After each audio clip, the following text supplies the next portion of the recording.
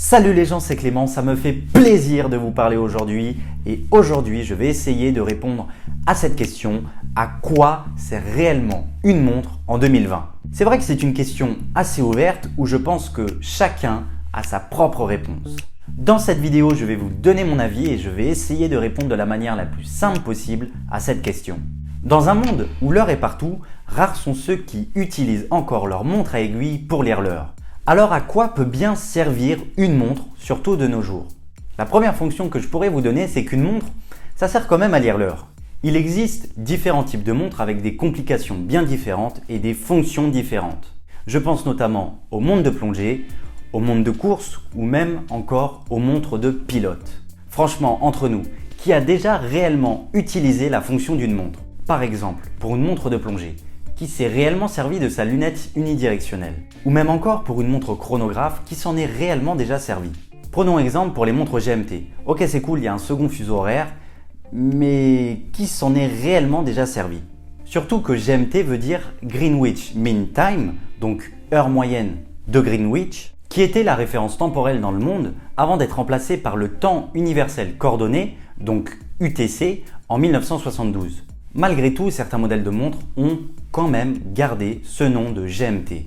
Je pense que 1% des gens qui ont une montre, notamment une montre professionnelle, se servent réellement de leur fonction. Et encore, une bonne partie des gens qui possèdent une montre professionnelle ne savent pas forcément à quoi ça sert et ne savent pas forcément s'en servir. Tout ça pour dire qu'une montre va bien au-delà de la simple lecture de l'heure. Mais alors, quel est son but? Le premier point que je pourrais vous citer, c'est l'esthétisme. Pour moi, une montre est l'un des seuls bijoux que l'homme peut porter. C'est vrai qu'on peut mettre une montre en fonction de notre style, de notre humeur, de notre personnalité, de la journée qu'on va avoir par exemple. Tout ça contribue énormément. Le second point que je pourrais donner, c'est pour l'histoire. Que ça soit pour l'histoire de la marque ou même encore l'histoire du modèle. Prenons l'exemple de la Rolex Submariner qui a vraiment une très belle histoire, créée en 1953. C'est l'une des toutes premières montres de plongée étanche à 100 mètres.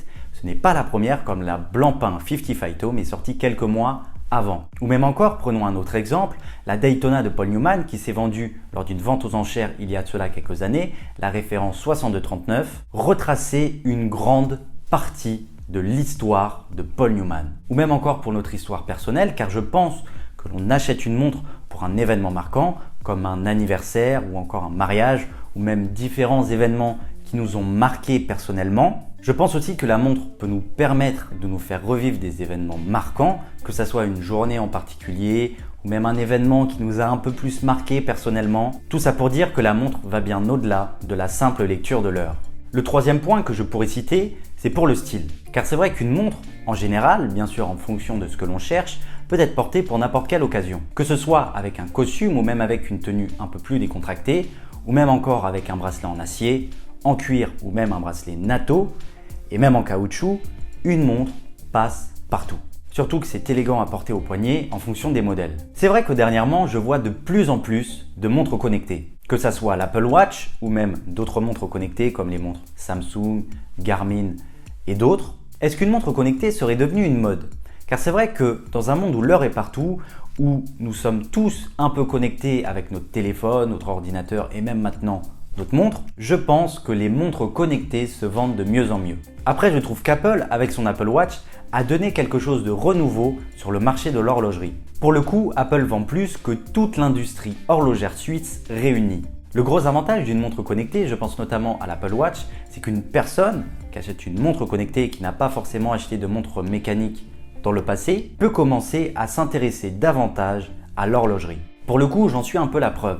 Avant d'acheter ma toute première vraie montre, si on appelle ça une montre, qui était l'Apple Watch série 2, même si je commençais un peu à m'intéresser à l'horlogerie, c'est vrai que le fait d'acheter l'Apple Watch m'a donné envie de m'intéresser à différents types de montres. Après, il y a forcément quelques désavantages.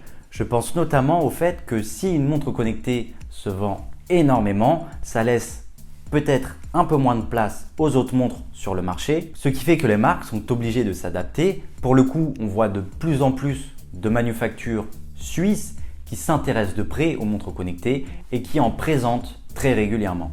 Un autre point que je pourrais donner, c'est pour le statut social. Il est vrai que certaines personnes achètent une montre juste histoire de dire « j'ai une belle montre au poignet ». sans forcément connaître l'histoire qu'il y a derrière, que ce soit l'histoire de la manufacture ou même l'histoire du modèle. Et ça, c'est un peu dommage, car une montre nous raconte forcément quelque chose. Le dernier point que je pourrais donner, c'est pour la passion. On achète une montre parce qu'on est passionné de montre, que ce soit pour l'histoire ou même pour ce qu'elle représente, car c'est vrai que mettre autant de complexité dans un si petit boîtier, c'est quand même fou. Et tout le savoir-faire qu'il y a derrière, c'est vraiment passionnant. Et avoir autant de petites pièces dans un si petit boîtier est quand même incroyable. Que vous soyez un amateur ou même un collectionneur aguerri, chacun a sa manière de collectionner les montres et chacun a sa réponse à la question « À quoi sert une montre ?» Ça, c'était pour mon avis. Maintenant, j'aimerais connaître le vôtre. À quoi sert une montre selon vous? Dites-le moi dans les commentaires et je me ferai un plaisir de lire tout ça.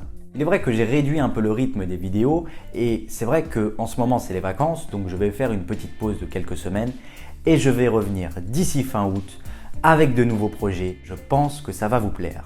Alors abonnez-vous si ce n'est pas déjà fait pour en connaître davantage sur ce qui va arriver. Lâchez un pouce bleu, ça aide énormément la chaîne. On se retrouve dans une prochaine vidéo. C'était Clément. Ciao.